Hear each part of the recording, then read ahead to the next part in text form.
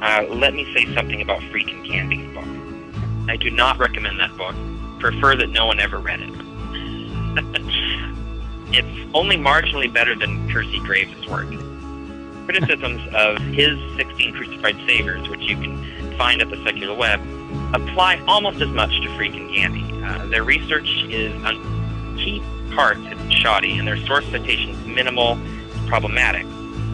There's no way to know when they've gotten something right or wrong without redoing all their research, which makes their book useless. And that's the same complaint I had against Graves' book. To figure out what's in there that's even correct, you have to completely redo the whole work, and why even read the book if you're just going to do all the work yourself anyway? Well, I've done a count recently of 1,200 sources on the resurrection, everything published since 1975 in German, French, and English. And I went back and I looked how many of these scholars who hold university chairs, for example, how many of them who are not Christians, who do not hold to the resurrection, how many of them would say that in any way the mystery gods are a potential inspiration for Christianity? And I can count the number of skeptics on one hand. I can count them on one hand out of 1,200 scholars. It is true that accounts exist of pagan gods who rose from the dead. However, none of these predate Christianity. None of them are contemporary with Jesus. In fact, the first doesn't occur until Adonis, one of the pagan gods, and he is about 150. Now, the religion of Adonis is much older than Christianity. It predates Jesus. But the part about Adonis coming back from the dead postdates Jesus by about 120 years. And he's the earliest. So, who's copying who if we're going to say someone's copying?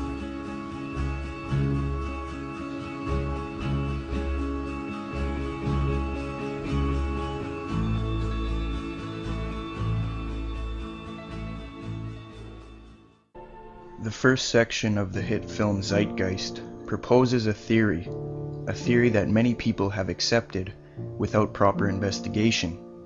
This theory is as follows. An ancient brotherhood assembled the Old and New Testament based on astrotheology and pagan myth. This theory purports that the historical Jesus didn't actually exist, but was an assemblage of pagan deities and astrological symbology. This film is going to thoroughly refute the theory and put it to rest once and for all. Before we begin though, you must realize that the Zeitgeist view is a real minority view. I contacted the noted scholar Mike Lacona to get his conclusion on the belief Zeitgeist offers. His response is as follows.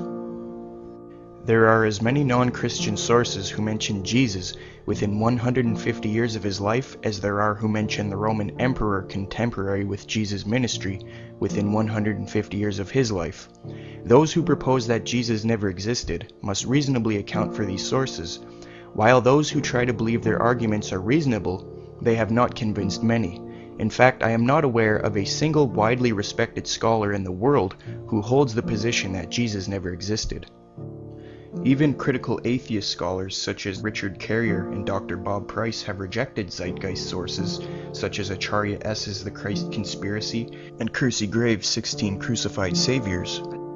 As Dr. Bob Price remarks, she is quick to state as bald fact what turn out to be, once one chases down her sources, either wild speculation or complex inference from a chain of complicated data open to many interpretations.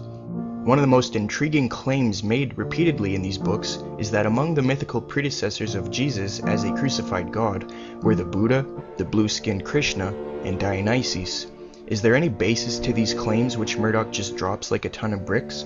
Again, she does not explain where they come from, much less why no available book on Buddha, Krishna, or Dionysus contains a crucifixion account. When Murdoch speaks of the Christ conspiracy, she means it. She really believes that people got together and cooked up early Christianity like a network sitcom. Richard Carrier states, the world's 16 crucified saviors, or Christianity before Christ, is unreliable, but no comprehensive critique exists. Most scholars immediately recognize many of his findings as unsupported and dismiss Graves as useless. Graves often does not distinguish his opinions and theories from what his sources and evidence actually state. Graves does little or no source analysis or formal textual criticism. Now that you have a brief understanding of what Christian and non-Christian scholars think of Zeitgeist, let's examine the film's claims of the supposed similarities to Jesus. They first bring up Horus. Now, December 25th is of no relevance because the New Testament does not mention the date. Most scholars hold that Jesus was born in the spring.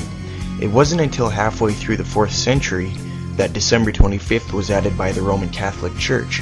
This says nothing about Christian origins because Christianity was around for roughly 300 years already. Moreover, nowhere in the Egyptian record does it specify the birth date of Horus, son of Isis and Osiris. Mere speculation is offered for the birth date of the other Horuses. There is no evidence that Isis was a virgin in the myth. The onus of proof is on Zeitgeist. Seth dismembered Osiris, then Isis put his dead body back together and had intercourse with it. In some versions, she used a handmade phallus since she wasn't able to find that part of her husband, so it was not a virgin birth. In the original story it says, quote, "She drew from him his essence according to a hymn to Osiris and the legend of the origin of Horus. Since she drew from him his essence or sperm, there is no virgin birth." As Egyptian scholar Richard Wilkinson remarks, through her magic, Isis revivified the sexual member of Osiris and became pregnant by him, eventually giving birth to their child Horus, unquote. And as Frankos Dunand urges, quote, "After having sexual intercourse, in the form of a bird, with the dead god she restored to life, she gave birth," unquote. This does not constitute as a parallel if you know the New Testament. Since this is so weak, Acharya S. claims Isis is the constellation of Virgo, the Virgin. When pressed for documentation, no substantiation is offered for the Isis-Virgo connection at all. In regard to Isis being called Isis Mary, I could find no scholarly information to substantiate this. I went to Graves' work to see if that's what Acharya was referencing. Graves writes, "The Virgin with her God-begotten child, they are represented on the Hindu zodiac and on the ancient Egyptian planispheres," unquote. So in other words, Acharya assumes because Isis is Horus's mother, and because Virgo is in the zodiac, therefore Isis is a virgin. This is so dishonest and in no way makes Isis' name Isis Mary. Another alternative was raised in a dialogue I had with a Zeitgeist defender. He claimed her name was Mayurt in the Egyptian Book of the Dead. I went to Alfred Wiedemann, an expert Egyptologist who wrote Religion of the Ancient Egyptians. He writes, "Come at all, I am the cow Mayurt." The effect, the writing was made by the cow, Isis, as identified with Mayurt, for her son Horus. Mayurt is the celestial cow, the goddess who gave birth to the sky when nothing else existed. That is where the idea of Isis Mary comes from. Again, it has nothing to do with the name Mary in the Bible, and Mayurt isn't even spelled similar to Mary, and it doesn't even sound the same. All Zeitgeist is doing here is playing word games. As for the Star in the East claim, since there is no such myth in the Horus story, Acharya goes to astrotheology and claims that the 3 stars in Orion's belt align with Sirius, or the supposed star in the east on December 25th, which in turn point to the sun's birth, or Horus's birth. First, there is no evidence the ancient Egyptians interpreted the occurrence and assigned it to Horus's birth. Secondly, her thesis is false in that it is impossible for the sun to align with Sirius and the 3 stars in Orion on December 25th because they are not above the horizon at the same time. But even if she was right, and they all aligned on December 25th, and the Egyptian Horus story refers to this as an account of his birth, since the Bible says Jesus was born in the spring and doesn't number the wise men, it makes it irrelevant. There was a form of Horus the child, but there is no mention of Horus being a prodigal teacher in Massey's summary. Isis just hid Horus. The only time the age 12 is even relevant at all is that the child passes from adolescence to adulthood. There is no bibliographic data suggesting Horus began any sort of ministry at all, much less at the age of 30. As for baptism by Anup, the claim comes from the book Ancient Egypt, The Light of the World by Massey, page 795, which reads, "Look upon me, O ye great and mighty gods, who are foremost among the spirits of Anu. Let me be exalted in your presence. Lo, I come that I may purify this soul of mine in the most high degree. Let not the impediment which cometh from your mouth be issued against me. Let me be purified in the lake of Epiquas. Let me plunge into the divine pool beneath the 2 divine sycamoros of heaven and earth," unquote. Baptism by Anup is never actually depicted or carried out and thus never mentioned. It is simply a product of ad-lib or superimposing onto the actual story. Notice all that it says is Horus is asking for edification and forgiveness. This is merely an example of amplification of what the Egyptian glyph chronicles. The source citation is therefore inadequate. The original source that mentions Anup the Baptizer is not Egyptian, it is Gerald Massey. Massey never mentions where this name is mentioned in any Egyptian text. The fact is that Anup the Baptizer does not exist in any Egyptian text whatsoever. The name Anup is a misspelling of the Egyptian Anubis. He never baptized Horus in any Egyptian text. Anubis wasn't even a baptizer, he was an embalmer. He was a great protector of God, guiding the soul through the underworld, and is usually depicted as a jackal-headed or wild dog-headed man, or a reclining black jackal. I don't see any parallel to Matthew which says, "Then Jesus came from Galilee to the Jordan to be baptized by John. But John tried to deter him, saying, 'I need to be baptized by you, and do you come to me?' Jesus replied, 'Let it be so now. It is proper for us to do this to fulfill all righteousness.' Jesus was baptized because he had to fulfill the legal requirements for entering into priesthood. The supposed unverified text does not even state Horus was 30 when baptized, or even objectively baptized at all for that matter. It's just unreliable and subjective. As Dr. William Lane Craig notes, we find almost no trace of cults of dying and rising gods in 1st century Palestine, unquote.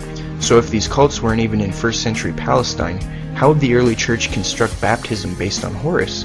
Until and unless the Zeitgeist people verify the presence in 1st century Palestine and gain a consensus on the supposed baptism of Horus, I cannot accept this thesis. Massey is unreliable and rejected by modern scholarship. Zeitgeist claims Horus had 12 disciples. Horus had 16 followers, a group of followers called Mensu, and 4 disciples called Hero Shemzu. Since you cannot find 12 disciples in the Horus myth, Acharya then turns to the zodiac calendar as evidence.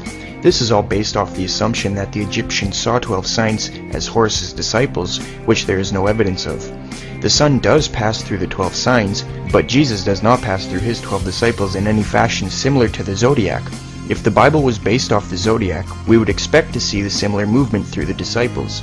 AnsweringInfidels.com reports, the 12 apostles were most certainly assigned because of the 12 tribes of Judah.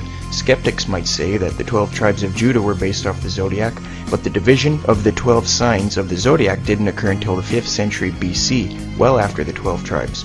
It seems then the only evidence that Acharya has is the number 12. As Mike Laconis states, quote, Miss Murdoch also holds that when we see 12 figures in the Bible, that these are representative of the 12 zodiac signs. She writes, in reality, it is no accident that there are 12 patriarchs, 12 tribes of Israel, and 12 disciples, 12 being the number of astrological signs.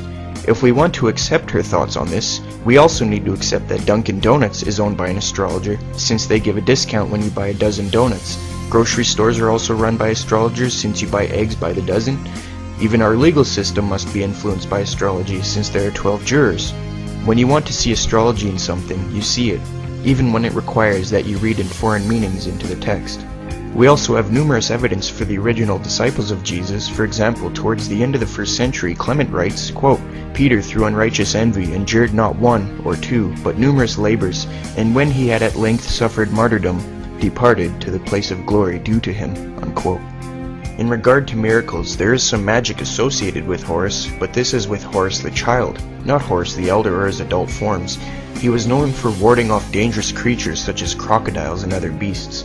Horus on the crocodile was a common manifestation of the importance of the Horus healing ritual. The healing of Horus from scorpion stings by Isis is noted. Power of healing seems to come from his mother Isis, who is indeed the goddess of immense magical power. He never exorcised demons or raised his father from the dead. Not one miracle that Jesus did can be found in the Horus story. Horus never walked on water, he was merely thrown in the water, and because of this fact, defenders of Zeitgeist say that he was in the sky, and the sky looks like water. This is just pathetic and not even worth responding to, though. There is no evidence for the titles Zeitgeist listed. The forms of Horus are Horus the child, magical titles such as Horus on the crocodile, Horus as the son of Isis and Osiris, pillar of his mother, and Horus as the sun god, lord of the sky, god of the east, Horus of the horizon, and later associated with Ra. God's anointed son, the son of man, good shepherd and lamb of God, word made of flesh, and the word of truth, the way, the truth, and the light, and Messiah are not recognized as Horus titles by any Egyptologist. Messiah seems suspicious since it is Hebrew in origin, and the title the Way, the Truth, and the Light does not even exist in the Bible. John 14 verse 6 says the way, the truth, and the life, not light. Since this title is not attributed to the Horus story, my hypothesis is that Zeitgeist or one of Zeitgeist's sources simply made it up, not knowing what John 14 verse 6 really said. Horus wasn't crucified, buried for 3 days, or resurrected. Horus had one of his eyes ripped out, but he was not killed. It was his father Osiris who was killed, dismembered, reconstructed, and revived by Isis, his magical mother. Horus was never crucified. There's an unofficial story in which he dies and is cast into pieces into the water, and then later fished out by a crocodile at Isis' request. This unofficial story is the only one in which he dies at all. He becomes merged with Ra, which meant rebirth of the sun in the east, and it is based on the cycles of nature, not any sort of historical claims, unlike the story of Jesus, and it does not constitute as a crucifixion and resurrection. And even in this death, there are no references to a tomb anywhere. Ra and Horus never completely merged into a single falcon-headed sun god. It made Ra into Horus, who was the son of Ra. It made Ra his own son and father. Another source notes a story where Horus is bitten by a snake and revived, which still is not much of a parallel at all. It seems like a desperate attempt to make a connection, mere biased pattern searching, with the intent of finding similarity. Poor judgment and unreliable criteria. Zeitgeist explains, quote, "The images begin with Thoth announcing to the virgin Isis that she will conceive Horus, then Meth, the Holy Ghost impregnating the virgin, then the virgin birth, and the adoration," unquote. This is what Zeitgeist claims. In regard to the inscription and Zeitgeist's interpretation, I contacted Dr. John Baines, professor of Egyptology at Oxford University. He states, quote, "The reliefs you mention show the conception and birth of the future king after the creator god, Amen, Ra, has taken on the form of the existing king to impregnate the queen. There are links, but they are very far apart. Your source is a very long way off that, and several of the statements it makes are wrong," unquote. Then I contacted Janet Johnson, PhD, professor of Egyptology at the University of Chicago. She remarks, quote, "The scene showing the god Amen visiting the queen mother to impregnate her with the future ruler, in this case Queen Hatshepsut, a Christian interpretation just doesn't work," unquote. I then contacted Victor Blunden of Manchester University and Liverpool University, and of Ancient Egypt magazine. He states, quote, "I have heard mention of this film before, and though I haven't seen it myself, I understand that it contains many misinterpretations and distortions of the actual Egyptian textual and relief material to get its message across. Egyptian kings were believed to be semi-divine beings, the son of an Egyptian god by a human mother. Thus the relief refers to King Amenophis III and not to Horus. Though kings could sometimes be said to be the incarnation of the gods due to another Egyptian myth, this is where the confusion may have come in. The reliefs actually refer to the conception of the king, showing he was born of a human mother, the Queen of Egypt, by the god Amen. It was not seen as an immaculate conception, as the queen was impregnated by the god Amen. This is not the Virgin Isis, but the Queen of Egypt depicted, and by this time she was not a virgin, as she had sex. The second scene clearly shows a pregnant queen, Metumwea, standing between two Egyptian gods. The scene generally shows the baby infant being presented to the other Egyptian gods, and finally being presented to the god Amen, who acknowledges that the child is his true son, and thus the future king of Egypt.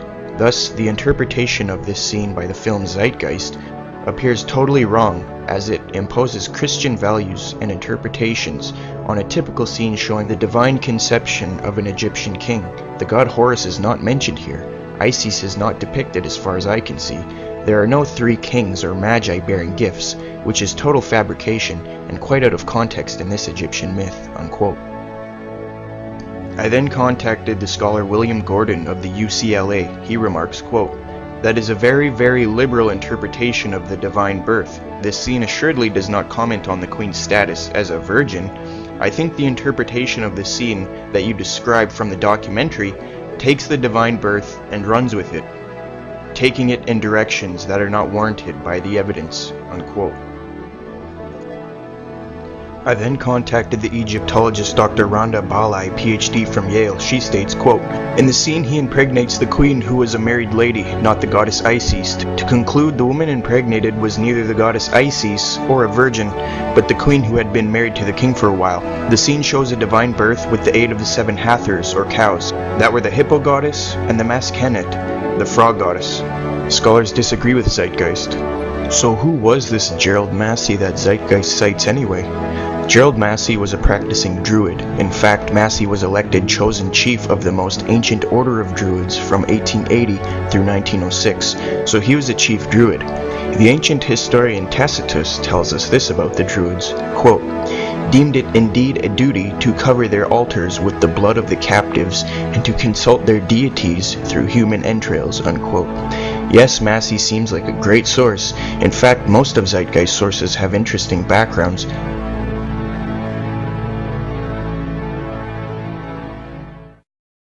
Next, Zeitgeist brings up Attis. Again, December 25th is irrelevant to origins. Zeus ejaculated on a mountain, and from this arises a wild creature named Aegisthus. No one liked this repulsive Aegisthus, so he gets put to sleep. While he is asleep, Dionysus ties a rope around his genitals, ties the other end of the rope to a tree. From the resulting blood, an almond seed springs up, and then a long time thereafter, Nana picks some fruit and the almond and puts it on her lap, and then it disappears, upon which she finds herself pregnant with Attis. So in short, Attis was conceived from an almond seed which fell from a tree as a result of Aegisthus's blood, who was made from Zeus's sperm hitting a mountain. No texts make the claim that Nana was a virgin. Parallel to Christianity? No way. More desperate exaggeration. Crucified, dead for 3 days, and resurrected? Not even close. In one story, Attis is getting married. Then Aegisthus shows up at the wedding. He is angry. The bride dies. Attis then gets upset, falls under a pine tree, and then he removes his own genitalia and dies. Aegisthus, witnessing this, feels sad and asks Zeus to do something about it. Zeus decides to preserve Attis. His hair continues to grow, and his little finger moves continuously. Is this a crucifixion, 3-day death and resurrection? Not at all. To claim this would be disingenuous to the viewer. Another version states, Sybil falls in love with Attis, but Attis prefers a nymph. Sybil kills the nymph. Attis goes insane, removes his genitalia. From his blood, flowers grow out of the ground, and he turns into a pine tree. Is this a crucifixion, 3-day death and resurrection? No, of course not. Another legend states Sybil is the daughter of a king. She marries Attis. When the king finds out, he kills Attis and makes sure his body is never found. Where is Christ's story in any of these imaginary legends? As the Princeton theologian John Gresham Machen points out, quote, "The myth contains no account of a resurrection.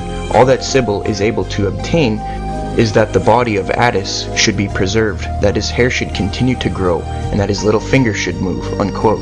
And as Dr. Ronald Nash explains, quote, "It was only during the later Roman celebrations after 300 AD of the spring festival that anything remotely connected with a resurrection appears.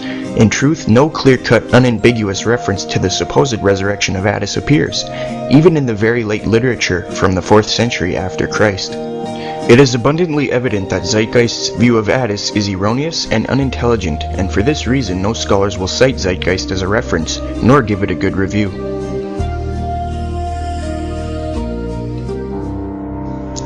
They bring up Krishna.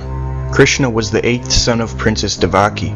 In regard to Krishna's supposed similar virgin birth, I contacted the distinguished Professor Vasudha Narayana, PhD, University of Bombay. I gave her an excerpt from the book The Christ Conspiracy and the book Sons of God. She said, quote, "I've never heard of Krishna being born of a virgin, either through Sanskrit or vernacular texts, or even folklore, and born on December 25th? Wow. The texts say explicitly he was born on the 8th day of the waning moon, in the month that now comes approximately between August 15th and September 14th, and to the best of my knowledge, his father was not a carpenter, more like a prince. I can't imagine why people would sit back and cook up all these conspiracies. I have no clue who Acharya S is. Acharya simply means teacher, and is frequently used for a male teacher," unquote. As Dr. Edwin M. Yamauchi states, quote, "Krishna was born to a mother who already had 7 previous sons, as even his followers concede, unquote. So no, he was not born of a virgin, as Zeitgeist claims. In regard to the Star in the East claim, it comes from one sentence in Graves' 16 Crucified Saviors, chapter 6. It reads, quote, "In the history of the Hindus, Savior Krishna, we are told that as soon as Narad, who having heard of his fame, had examined the stars, he declared him to be from God," unquote. Notice Zeitgeist says that the star in the east signals Krishna's coming, yet their own source says nothing of the sort. What their source says is that Krishna is already born. Narad hears of Krishna's fame and then looks up at the stars, not any star in the east, but all of them, and asserts he is from God. So no, his birth was not announced by a star in the east. Also, Graves doesn't cite any Hindu scripture, so he is most likely lying or using post-Christian sources. The only thing similar in the Hindu text referring to Krishna's birth and stars was from the Bhagavad Gita Purana 10:3 verse 1-5, which reads, "Then there was a supreme hour, all auspicious and most suitable, with the constellation of Rohini rising, and all the stars and planets in favorable position. Everywhere was peace, the multitude of stars twinkled in the sky, and the cities, towns, pastured grounds, and the miners were all at their best. The minds of the saintly oppressed, as they had been by the Asura, turning perfectly contented, when in the situation the kettle drums together resounded with the unborn one to be born," unquote. So the planets and stars were in favorable positions, and the multitude of stars twinkled in the sky. That says nothing of a star in the east announcing his birth, and besides, the Bhagavad Gita Purana was written way after the Gospels, so this could not have inspired Christianity. As for performing miracles, I can find no mention of miracles being performed by Krishna in the vicinity of either disciples or even his followers. But even if he did, claiming that it proves causation is like saying because Kennedy was elected to Congress in 1946 and Lincoln in 1846, and that Kennedy became president in 1960 and Lincoln in 1860, therefore Kennedy never existed. It's the same kind of assertion. As for the resurrection, Dr. Edwin Bryant, professor of Hinduism at Rutgers University, remarks, quote, "Krishna was killed by an arrow from a hunter who accidentally shot him in the heel. He died and ascended. It was not a resurrection," unquote. And as Benjamin Walker in his book The Hindu World, an Encyclopedia Survey of Hinduism writes, quote, "There can be no doubt that the Hindus borrowed the tales from Christianity," unquote. These parallels come from the Bhagavad Gita Purana, which is dated from the 7th century AD to 11th century AD. As for the Haravamsa, it's dated from the 4th to the 6th centuries. In other words, these similarities only appear in Hinduism 250 to 950 years after the Gospels were written. The Hindus flat out copied Christianity and not vice versa. Zeitgeist is inadequate in explaining the truth of the matter, as is Acharya S. Here they are really showing their illogic. As Martin Palmer shows in his book The Jesus Sutras, Christian missions reached India and China early, around the 5th to 7th centuries. This explains the similarities that Hindus borrowed from Christianity. They bring up Dionysus. December 25th is of no relevance, and there seems to be no evidence Dionysus was born on December 25th in any scholarly literature. In fact, Freak and Gandhi note that his birth was celebrated on January 6th by some in Alexandria. Sometimes Dionysus is associated with the annual return of spring. As for the virgin birth, there's two versions, none of which constitute as a virgin birth. As Dr. Edwin Yamauchi proclaims, quote, "There's no evidence of a virgin birth for Dionysus. As the story goes, Zeus disguised himself as a human, fell in love with the princess Semele, the daughter of Cadmus, and she became pregnant. Hera, who was Zeus's queen, arranged to have her burned to a crisp, but Zeus rescued the fetus and sewed him into his thigh until Dionysus was born. So this is not a virgin birth in any sense," unquote. As the Encyclopedia Mythica notes, in that version, quote, "Zeus slept with Semele," unquote. No virgin birth. Another tale reads, Dionysus is the product of Zeus and Persephone. Hera becomes insanely jealous and tries to destroy the infant by sending the Titans to kill him. Zeus comes to the rescue, but it's too late. The Titans had eaten everything but Dionysus' heart. Zeus then takes the heart and implants it into the womb of Semele. As we can see, no virgin birth takes place, but this is how Dionysus is said to have become a rebirth deity, as is twice born in the womb. So Zeus mated with his daughter Persephone, who bore a son, Sagrius. which is another name for Dionysus. As we can see, there is no virgin birth here. More illogic from Zeitgeist. Zeitgeist says, quote, "He was a traveling teacher."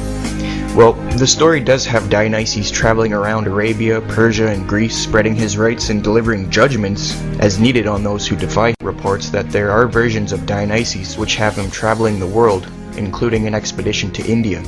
Dionysus is sometimes referred to as the most epidemic of gods, for he was the god who spent the most time traveling.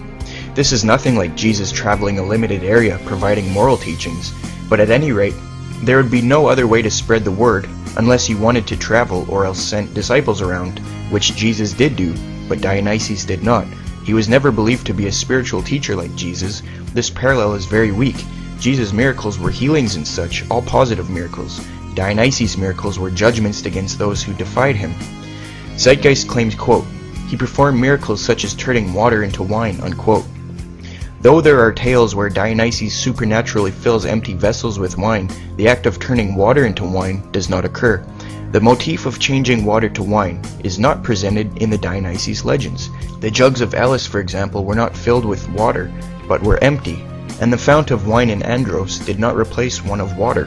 From these references, it is obvious that there are significant differences between Dionysus' legend and the story of John 2, as Dr. Donald A. Carson remarks, quote, "Older attempts to interpret this sign as a Christianized version of the Dionysus myth or of related stories have largely been abandoned in the light of evidence that the alleged parallels are wholly inadequate," unquote. So I hope you all understand that when Zeitgeist claims Dionysus turned water into wine, that's just a flat-out lie. They claim he was referred to the quote-unquote King of Kings, Alpha and Omega, God's only begotten Son, etc. In Graves' World 16 Crucified Saviors, Chapter 9, Titles of Saviors, he doesn't even mention Dionysus once as having any similar title with Jesus. I went to Acharya's book, The Christ Conspiracy, which is basically just a rip-off of Graves' work for the most part, and found that she says, he was called King of Kings and God of Gods, but only considered the Alpha and Omega and only begotten Son. She provides no source for these titles, nor explains why Dionysus was called such things when the story doesn't even suit him. For example, King of Kings? Dionysus was only semi-deity. Zeus was the head god according to mythology, so he wasn't King of Kings. Only begotten Son? Zeus had many relationships with women, where he fathered several children. Alpha and Omega? Dionysus had a distinct beginning to his existence. It seems Acharya is not qualified to write on the subject and needs to cite more sources. As for the resurrection claim, in terms of rising from the dead, there have been a variety of ideas. One, a single inscription from Thassos that describes Dionysus as a god who renews himself and returns every year rejuvenated, whatever that means. We have no context with which to refer it. A story that Dionysus was chased and persecuted, and then descends to the depths of the Iconian Sea and to the land of the dead, also the heart rejuvenated above, which in another version has the heart placed in a body made of gypsum. In one version, which has Dionysus as son of Demeter, his mom resembles the pieces and makes Dionysus young again, which is an eccentric minority variant, not a resurrection. In others, it's simply said that Zeus raised him up as he lay mortally wounded, or that Zeus swallowed the heart of Dionysus and then begat him afresh by Semele, or the heart was pounded up and given in a potion to Semele, who thereby conceived him. With such a variety of options, it may be no surprise that at least one variant bears a superficial resemblance to what happened to Jesus, rising from the dead and ascending to heaven. This merely displays mere pattern searching and in no way proves causation.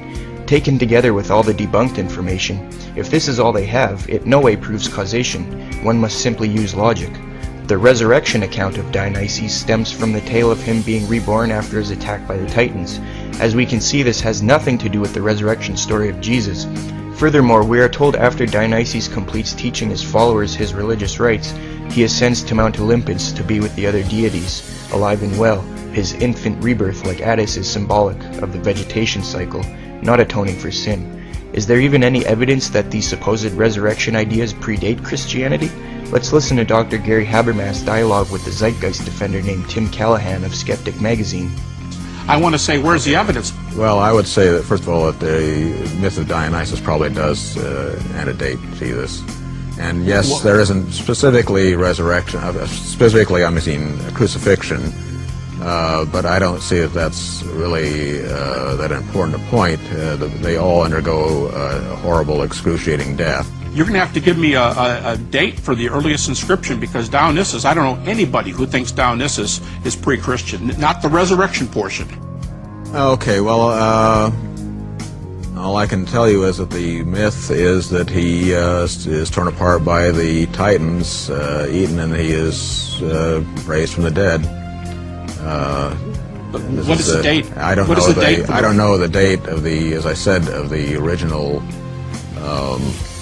As far as any writings we have, but I know that with the myths, the Greek myths, most of our Greek myths, we do have from later collections. Except we know they were told earlier because we have the vase paintings depicting them going way back in time. But the question is there a resurrection? And since we don't have any resurrection predating the 2nd century all the way to the 4th century are the earliest ones, 2nd to 4th, we can say, well, maybe there's a resurrection there, but there's no data. There's absolutely no evidence for that position.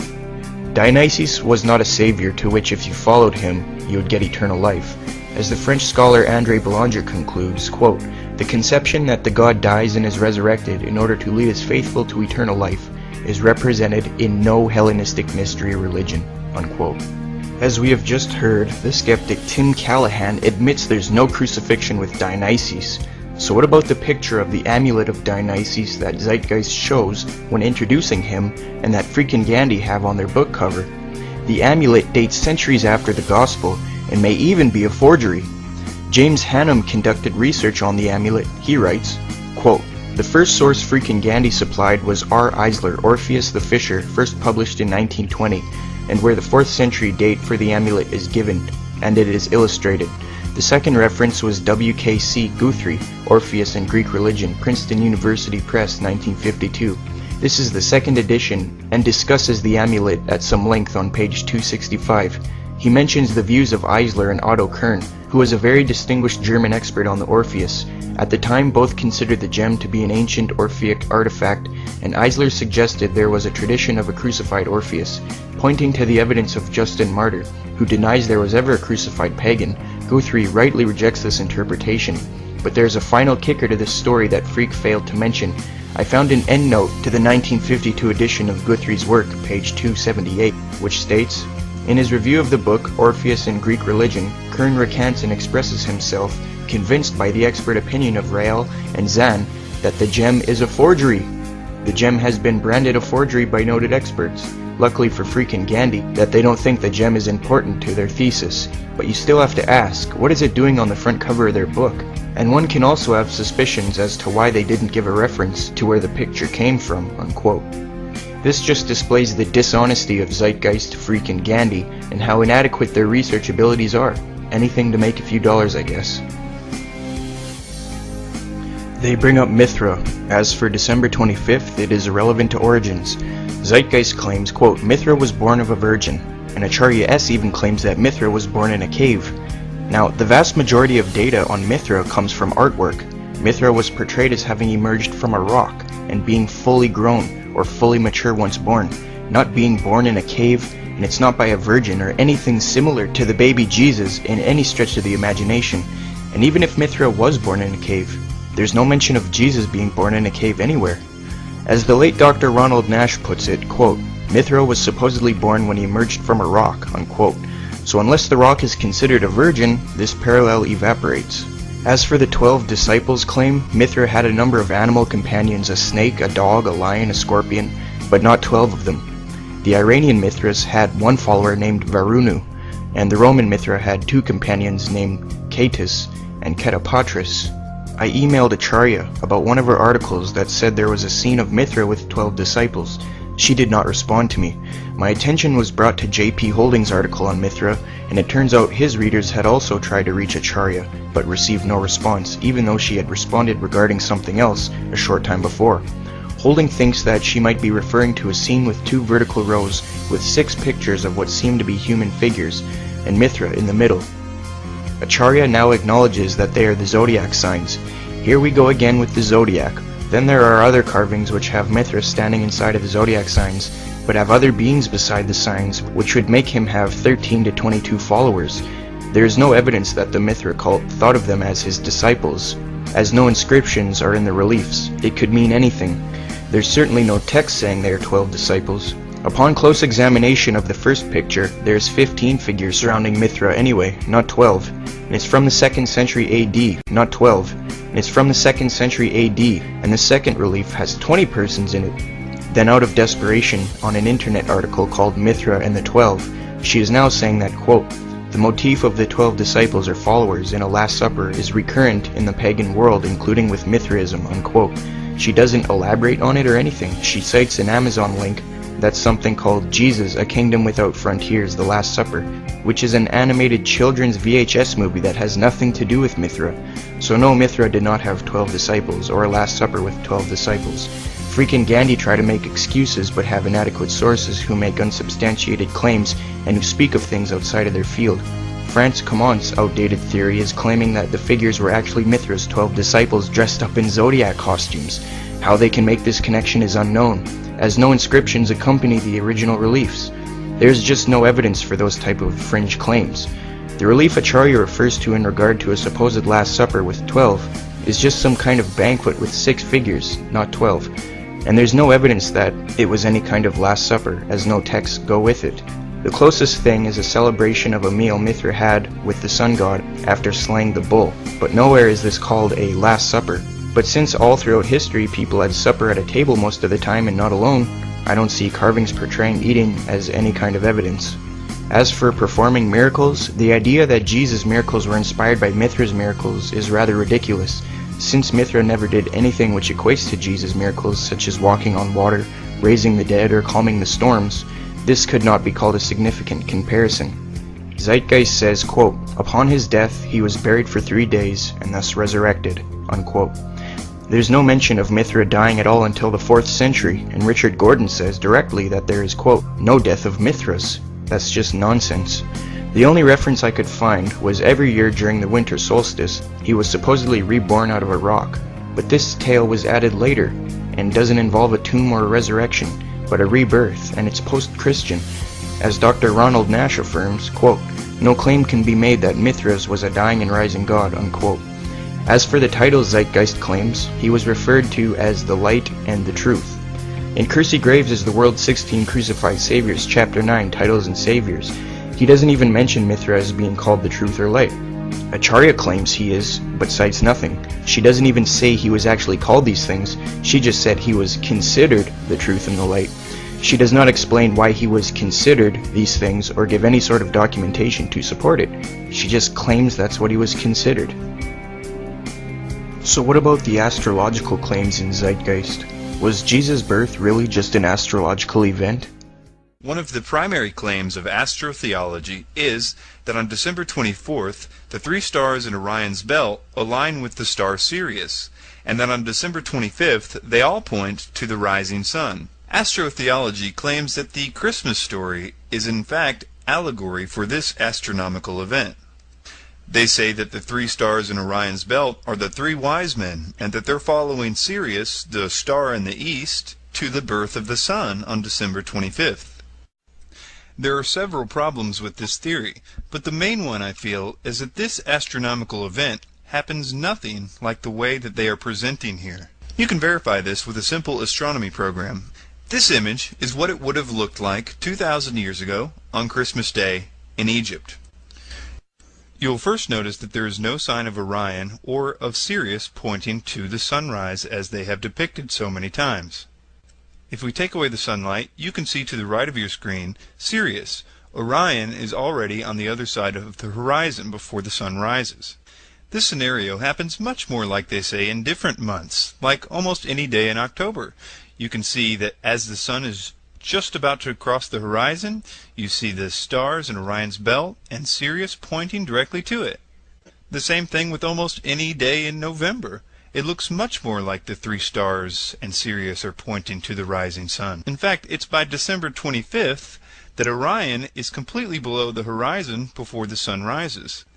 And to make matters worse for astrotheology, due to precession, which occurs on roughly a 1.25 degree per 100-year timescale, it would mean that 2,000 years ago, Orion would have set about 2 hours earlier, even further before the sunrise.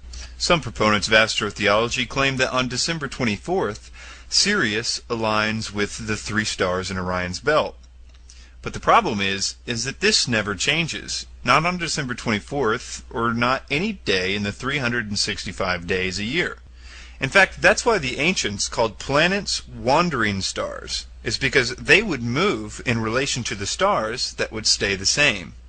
This idea that Sirius aligns with the 3 kings on December 24th, just before the alignment with the sun on December 25th, is misleading at best, especially considering what they're trying to prove to you. There is an attempt by the proponents of astrotheology to try very hard to make the 3 stars in Orion's belt equal the Magi of the Bible. They've tried all kinds of different ways. Acharya S., a very big proponent of astrotheology, even claims that early Christians call the 3 stars in Orion's belt the Magi, although she offers no reference for this claim. People have called them the 3 kings before, but you must realize that if you were to call the 3 stars in Orion's belt the 3 kings, it would have absolutely nothing to do with the Bible. For one reason, that there are not 3 kings in the Christmas story, but wise men, quite different than kings. In addition, there are not 3 of them. The wise men are not numbered in the Bible, contrary to what most people think. There is also a lot of deception by omission in this story. For example, they would never cite why the star led the wise men first to King Herod and then to the birthplace of Jesus. There's no place for those details in this model, and so they simply don't tell you about it. Moving on. We'll turn to the movie ZEITGEIST to explain the general concepts of astrotheology about these 2 following astronomical claims. From the summer solstice to the winter solstice, the days become shorter and colder. And from the perspective of the northern hemisphere, the sun appears to move south and get smaller and more scarce. The shortening of the days and the expiration of the crops when approaching the winter solstice symbolize the process of death to the ancients. It was the death of the sun. And by December 22nd, the sun's demise was fully realized, makes it to its lowest point in the sky. Here a curious thing occurs. The sun stops moving south, at least perceivably, for 3 days. And during this 3-day pause, the sun resides in the vicinity of the Southern Cross, or Crux, constellation. And after this time, on December 25th, the sun moves 1 degree, this time north, foreshadowing longer days, warmth, and spring. And thus it was said, the sun died on the cross, was dead for 3 days, only to be resurrected or born again. This is a series of provable lies. You can download any astronomy program and find this out for yourself. You can go back to 0 AD, or any time really, and find that when the sun rises, it is nowhere near the Southern Cross. And the idea that the sun rises in the Southern Cross constellation at that time or any time is absolutely ridiculous. The Southern Cross is perpendicular to the Earth's rotation and orbit, so this will never happen. In addition, if the sun ever rose in the constellation of the Southern Cross, it would be a zodiac sign. That's how they came up with them. And there's a few more problems. I'll read now from a website called Preventing Truth Decay. Dr. Noel Swerdlow is a professor of astronomy and astrophysics at the University of Chicago.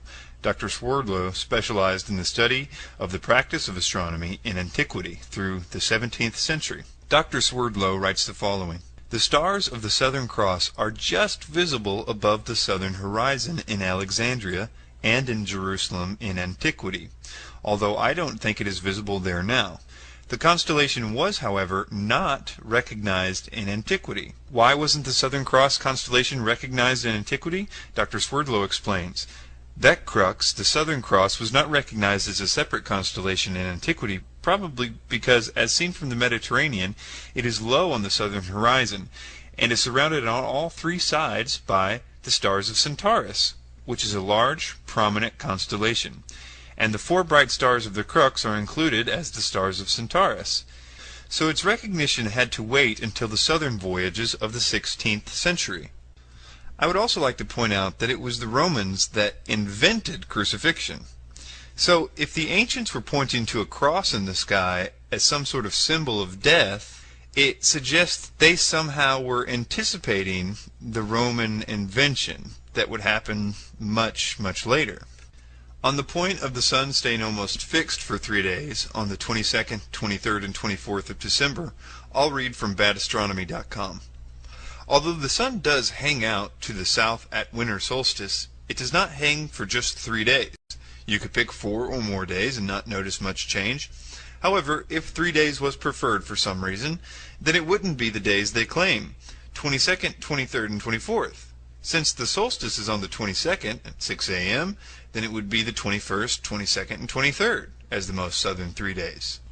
This is a good opportunity to try to explain what's going on here, because if you understand the concept I'm about to say, then a lot of this is going to all of a sudden make sense to you. First, you have to understand that sun worship has been around for a long time. But usually, it's not exactly them worshiping the sun, but something that the sun represents. Now, you have to understand that those people took over Christianity 400 years after trying to completely destroy it. Rome, all of a sudden, had a change of heart, and then became Christianity, or rather, this monster that said that they were Christianity. And they chose a date for the birthday of Jesus. And the date that they chose was chosen because of its connection to the sun. They did other things too. This is also when you start to find depictions of Jesus with halos and other obvious references to the zodiac and sun worship. You have to understand that this stuff doesn't prove that Jesus was a sun god. It only proves that sun worshippers were paying artists to depict Jesus more to their liking. There's a lot more to talk about this astrotheology, but we'll save that for other parts. But I do want to say this. There's not a clear definition. I know that Acharya S. on a recent movie has alluded to the fact that the reason that there's no Wikipedia entry for astrotheology is because of censorship, because it's somehow the theology no one wants you to know about. Well, I'll suggest that the reason that there's no Wikipedia entry is because there's no information on it. I would think that the Wikipedia entry would go something like this.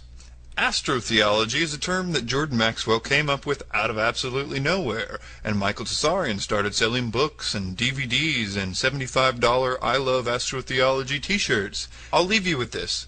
The main cheerleaders for astrotheology always tell us to do our homework, yet they're telling us lies that could only work if we're completely ignorant to the facts. So I just wanted to point out that this can all be stopped by us becoming more informed. Stop being walked all over by the mystery schools and told what to think and told who to hate. It's not up to them to tell you who to hate. They're using 2-bit, half-assed lies to do so. Stand up and say you're not going to take this anymore. In the age section of the film, they claim that it is the astrological age that is referenced throughout the New Testament. They also mention Taurus as the age of the bull. They cite the Old Testament story about the ancient Israelites making a golden calf in Exodus 32 to support this assertion, that the Israelites were somehow associated with the age of Taurus. He says, quote, "The golden bull was really Taurus the bull, and Moses represents the new age of Aries, the ram. Jesus ushered in the age of Pisces, or the age of 2 fish, unquote. Then Aquarius with Luke 22 verse 10. They spend 5 long minutes on this, going through the Bible verses and giving their theory and inducting people into the New Age movement, explaining how supposedly Aquarius is in the Bible as being an age and the Jesus fish supposedly representing Pisces. Zeitgeist is fast to explain that, quote, "and ancient societies were very aware of this," unquote. They make sure to say that because their whole theory and that whole 5 minutes hinges on the idea that the ancients acknowledged the astronomical concept they refer to. If it turns out that this age concept is a modern concept, their whole theory falls apart, and that whole 5 minutes was a big waste of time. As Dr. Noel Swerdlow, the professor of astronomy and astrophysics at the University of Chicago, and who received the MacArthur Foundation Fellowship, often referred to as the Genius Grant, remarks, quote, "The modern ideas about the age of Pisces or the age of Aquarius are based upon the location of the vernal equinox in the regions of the stars of those constellations, but the regions, the borders between, Those constellations are a completely modern convention of the International Astronomical Union for the purpose of mapping and never had any astrological significance. I hope this is helpful, although in truth what this woman is claiming is so wacky that it is hardly worth answering. So when this woman says that the Christian fish was a symbol of the coming age of Pisces, she is saying something that no one would have thought of in antiquity. To name another anachronism that appears to underline her interpretation, the borders of constellations between, say, Aries, Pisces, and Aquarius are modern conventions of the International Astronomical Union, and there is nothing ancient about them. Ancient astrologers did not use Norton's star atlas or anything else that drew arbitrary lines between sidereal constellations. The location of the equinox among one or another zodiacal constellation as the so-called age of Aquarius or age of Pisces is something of concern to modern astrology, but is never mentioned as significant in ancient astrology. It is simply anachronistic to believe that what is important to 20th century astrology was of importance to ancient astrology, unquote. This means Zeitgeist's argumentation regarding the various astrological ages is irrelevant. In other words, the ancient Christ conspirators could not have recognized the 12 celestial sections in order to incorporate them into a Christian myth and announce the ushering in of the age of Pisces, because the division into the celestial sections did not occur until a meeting of the International Astronomical Union in the 20th century.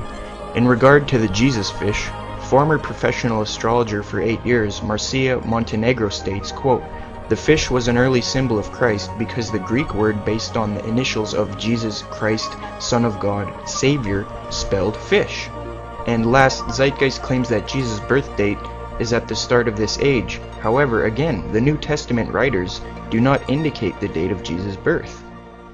They next mention the supposed plagiarized story of Moses. They say, quote, "This baby in a basket story was lifted directly from the myth of Sargon of Akkad of around 2250 BC, unquote. Well, there are similarities, but dating is the major factor. Is it true that the Sargon story was dated from 2250 BC? Again, dating is the serious issue. The Moses story dates to 1400 BC. A few critics would say it's earlier. But on the other hand, the Sargon story lacks any obvious grammatical, lexicographical, or philological features that would allow precise dating. The initial date range is anywhere between 2039 to 627 BC, not 2250 BC as Zeitgeist claims. In favor of a late date, for example, are Neo-Assyrian orthographic forms. So in other words, the story of Sargon has a huge chance of being dated after 1400 BC, after the Moses story. Brian Lewis, author of the Sargon Legend 1978, offers a suggestion that the story was written in the reign of Sargon II, a much later king, to legitimate his own rule. There are many similarities to the reign of Sargon II, which is dated later than Moses at around 721 to 705 BC. In any case, many conclude that there is no satisfactory reason to propose borrowing or fictionalization in either direction. The adoption of foundlings was a known and common practice in antiquity. Zeitgeist is being very disingenuous when they speak objectively concerning this. There is no precise date set to the Sargon story, and many even believe it's after Moses. Zeitgeist then goes to the numerous supposed lawgivers which they say Moses was based off of. They claim Manu, Minos, and Mises were lawgivers similar to Moses. These claims can be found on page 169 of Acharya S.'s The Christ Conspiracy, yet Acharya S. does not cite any primary sources, as usual. Her source is Deceptions and Myths of the Bible, 1991 by Lloyd Graham. But even the skeptic scholar Michael Lido concedes that this is not a credible source. Lido states, quote, "Graham's Deceptions and Myths of the Bible, I will concede, is a terrible source. Once I discovered how bad the source was, I had to edit the book prior to publishing," unquote. Regarding Mises, he states, quote, "I will not argue the Mises story," unquote. Since there are no primary texts offered to support this thesis, they have not made a case worth serious consideration. Manu is 1000 BC anyway. That's after Moses. Then they go on to the 10 Commandments and say they are taken outright from spell 125 of the Egyptian Book of the Dead. Then they list the similarities. Moses and the 10 Commandments dates approximately 1400 BC to not before 850 BC. Now, as far as spell 125, there are numerous authors and redactors over time. First written account is somewhere between 1550 to 950 BC. It is tenable that the Ten Commandments predate spell 125 or rival spell 125 in chronological history. The book has been altered hundreds if not thousands of times by various Egyptian clerics and royalty. This further exacerbates an effort to date the spell. However, perhaps it is more important to understand the differences between the two writings. The Ten Commandments represent a concise, positive imperative from God to man, and the life he should lead. Spell 125 represents a countless disarray of negative protestations by the already dead, a major difference. From a Christian worldview, it is not very surprising that many ancient cultures adhere to similar moral law code systems.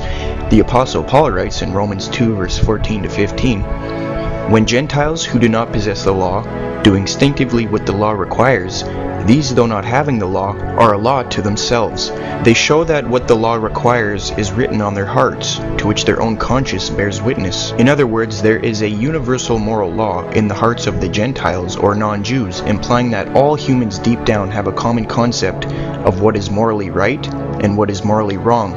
A good book is What We Can't Not Know, a Guide, 2003, written by J. Bud Suzuki. It focuses on the issue if you wish to gain a better understanding of this phenomenon. They then go to Justin Martyr, who was an early church father and a Christian apologist. He says, quote, "When we say that Jesus Christ was produced without sexual union, was crucified and died, and rose again, and ascended to heaven, we propound nothing new or different from what you believe regarding those whom you call the sons of Jupiter," unquote. Justin Martyr, First Apology. Here Justin is not admitting parallels, he is talking to the pagans, making it look as though there were parallels to avoid persecution from the Romans, since Rome did not object to paganism. As I have already demonstrated, the supposed parallels aren't even parallels, and Justin knew this. To prove Justin knew it wasn't true, listen to the following passage, quote, "But in no instance, not even in any of those so-called sons of Jupiter, did they imitate the being crucified, for it was not understood by them, all the things said of it having been put symbolically," unquote. There he admits there is no crucifixion. The historian must apply that to the quote Zeitgeist notes, where he is trying to avoid persecution from Romans by saying crucifixion was common. Then they bring up the following from Justin, quote, "And if we even affirm that he was born of a virgin, accept this in common with what you accept of Perseus." In regard to this quote, Dr. John Gresham Machen of Princeton writes, quote, "When Justin refers to the birth of Perseus as a birth from or through a virgin, he is going beyond what the pagan sources contained. There seemed to be no clear evidence that pagan sources use the word virgin as referring to mothers of heroes, mythical or historical, who are represented as being begotten by the gods," unquote. In regard to the last quote, which reads, "For when they say that Dionysus arose again and ascended to heaven, is it not evident the devil has imitated prophecy?" Here Zeitgeist misunderstands Justin. Zeitgeist claims, quote, "The devil had the foresight to come before Christ and create his characteristics in the pagan world," unquote. But according to Justin, Satan didn't anticipate Christianity by looking into the future. He tried to copy from the ancient Hebrew prophets, and according to Justin, Satan misunderstood the prophets. Notice that Justin says that the devil has imitated prophecy.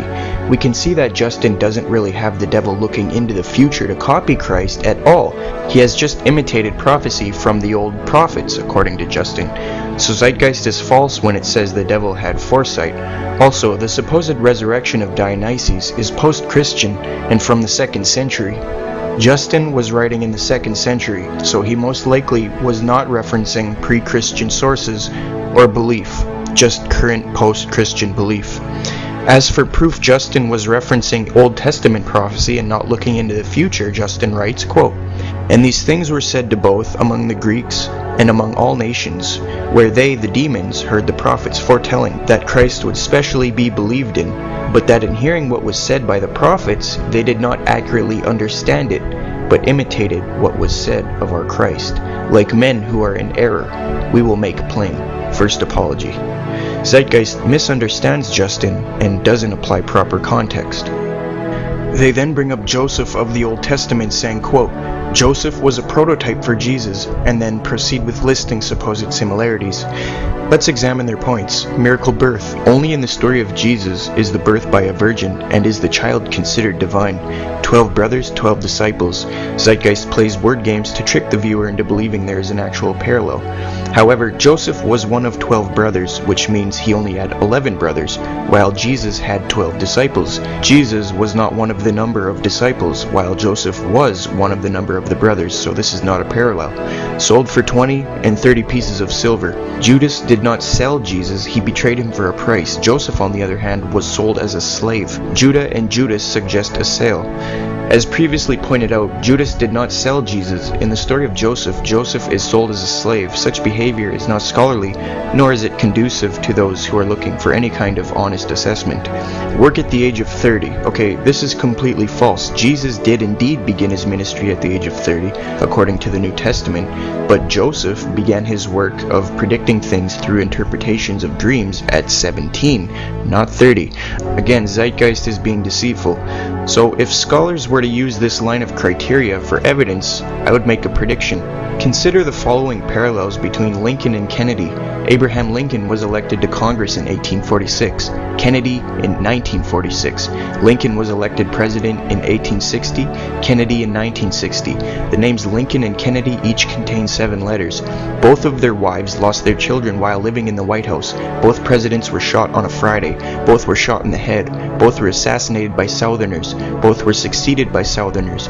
Both successors were named Johnson. Andrew Johnson, who succeeded Lincoln, was born in 1808. Lyndon Johnson, who succeeded Kennedy, was born in 1908. John Wilkes Booth was born in 1839. Lee Harvey Oswald was born in 1939. Both assassins were known by 3 names. Both names are comprised of 15 letters. Booth ran from a theater and was caught in a warehouse. Oswald ran from a warehouse and was caught in a theater. Booth and Oswald were assassinated before their trials. Before Lincoln was assassinated, he visited Marilyn Monroe. Before Kennedy was assassinated, he visited Marilyn Monroe. One can begin to understand why parallels have not persuaded the majority of today's scholars. Aside from Zeitgeist's parallels being wrong, parallels mean nothing. Zeitgeist then attacks the historicity of Jesus and the extra-biblical sources where they make the false statement that only 4 sources are typically used. They list Pliny the Younger, Suetonius, and Tacitus, and say they only say a few sentences at best. This is a false statement. Tacitus wrote a long statement on Jesus and Christians in the Annals.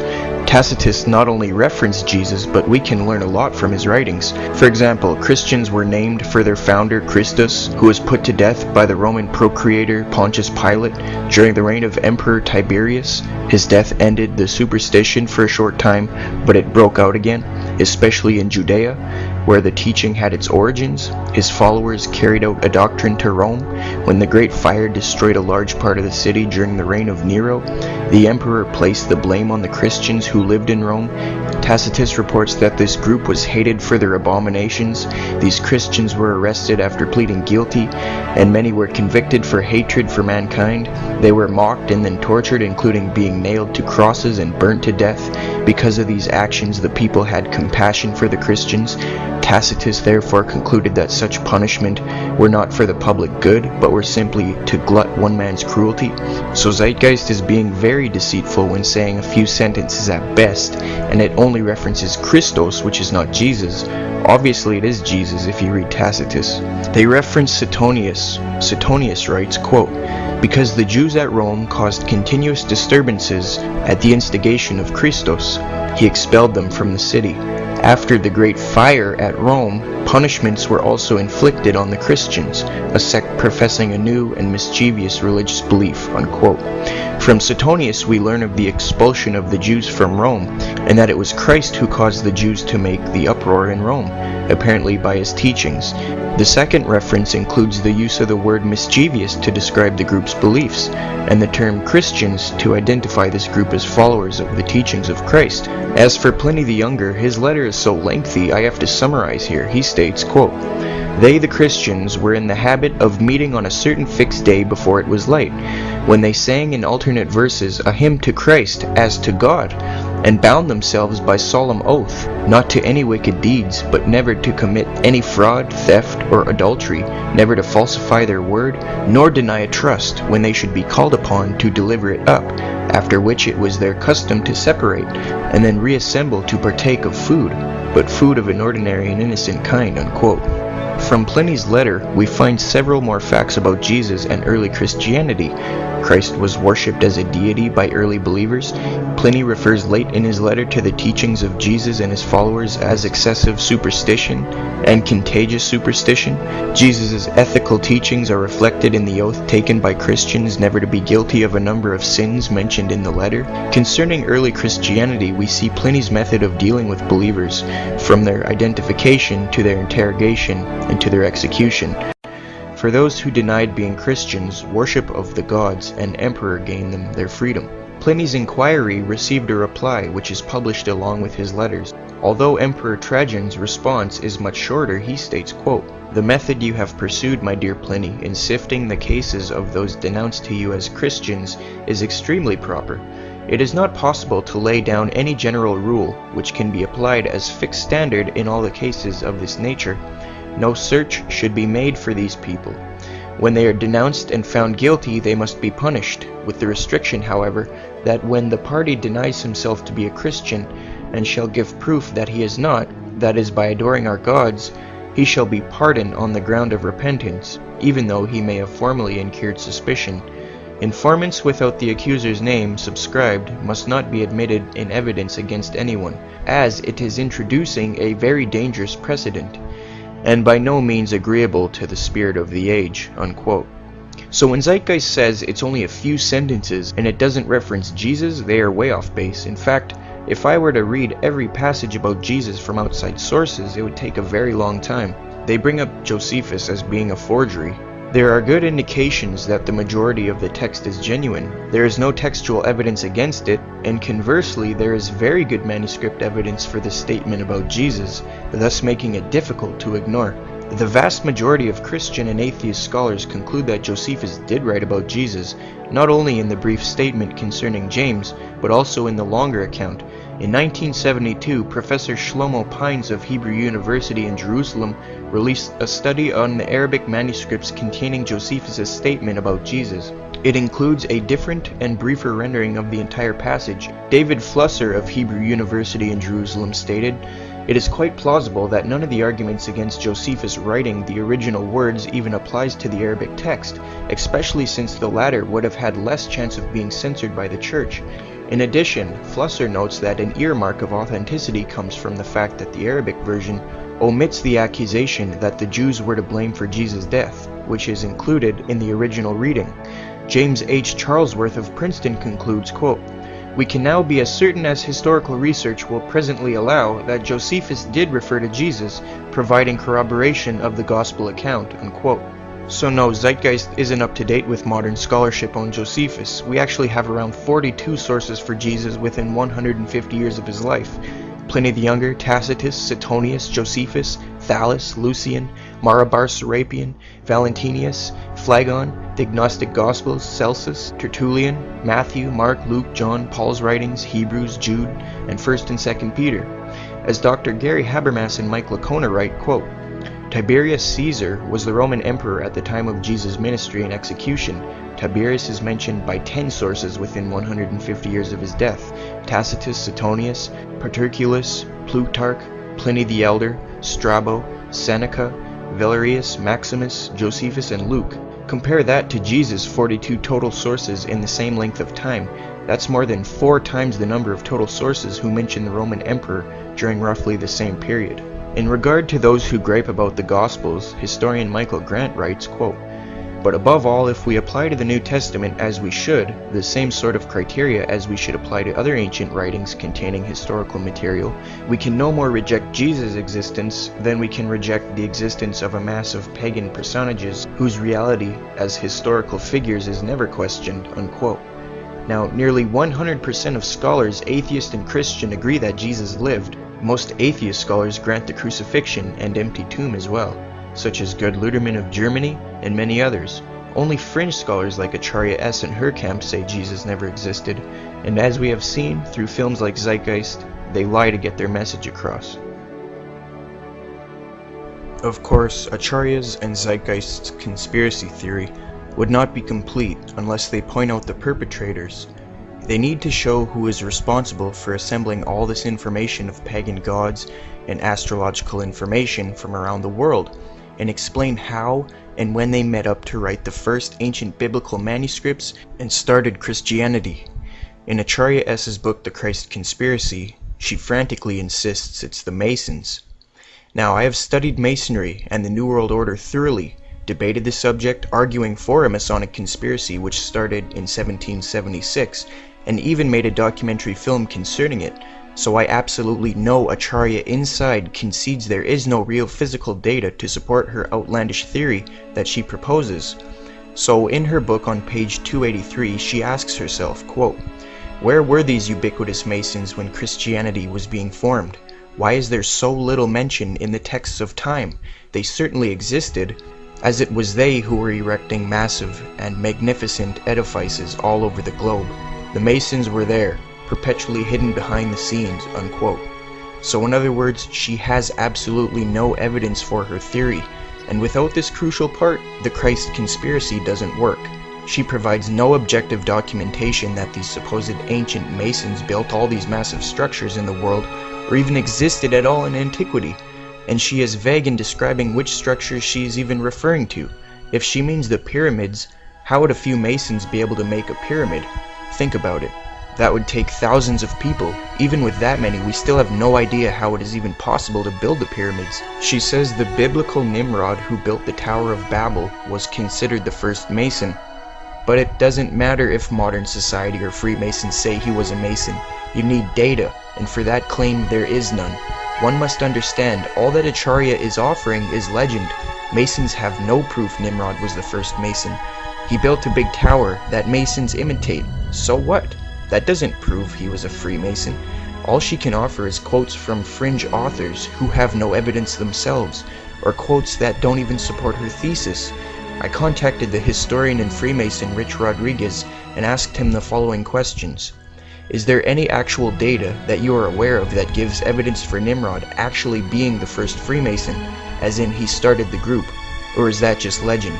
Also, Hiram and the handshakes, is there any data that you know of that says the handshakes were actually done by him, or is that legend? Rich responded and simply said, quote, "It's all legend." So, although Acharya writes as if she is presenting fact, she is presenting nothing of the sort. Acharya cites Thomas Paine, Origins of Freemasonry, but the accepted term for hundreds of years was simply Masonry, or operative Masonry, because they were merely craftsmen and guildsmen. It wasn't until 1717 in London that they were even known as Freemasons. Some would say the late 16th century at the earliest. It was at this point Freemasonry allowed anyone to join, and not just craftsmen or guildsmen, as it had been previously. And it wasn't until 1776 that Freemasonry was involved with any big conspiracy. Adam Weishaupt and his order infiltrated Freemasonry. Before then, there was no Masonic conspiracy. The truth is, Masonry didn't start until 800 years ago, according to our data and the vast majority of historians and research. Only fringe authors like Acharya S. say otherwise. As for the Thomas Paine quote, he doesn't even say Masons created Christianity. He just gives his opinion on how he thinks both Masonry and Christianity are sun worship, which is illogical in and of itself. But he doesn't claim Masons created Christianity as Acharya asserts. If the claim is that Christianity was based on sun worship, then how do you explain how the Jews went from sun worship to Jesus when sun worship was forbidden in Judaism? Then she quotes Higgins, saying, quote, "Every part of Christianity refers back to Abraham, and it's all Freemasonry," unquote. But Freemasonry didn't start until 1717, or at the earliest the 16th century, as noted by scholars. She claims that Jesus and Paul were Masons as proof, but she had just finished writing nearly 240 pages on how she thinks Jesus never existed. The inconsistency and illogic here is very evident. In the last paragraph of Acharya S.'s book, The Christ Conspiracy, she says, quote, "Despite the vilification, or in other words, slanderous defamation of the so-called New Age movement, The fact is, we are entering into this new age. I am with you always to the close of the age, so ends the Gospel of Matthew. What does this mysterious statement mean? And why was this all-important book ended with it? The age referred to in the Gospel tale is that of Pisces, unquote. Now, it is abundantly evident that the whole purpose of Zeitgeist Part 1 and the Christ Conspiracy was to induct you into the New Age movement. Despite the total deconstruction of Acharya S. and her camp, they will continue to persuade the young generation to join their New Age Brotherhood of Mystery. Study, learn, and help us overcome this trend of malicious lies put forth by the New Age movement.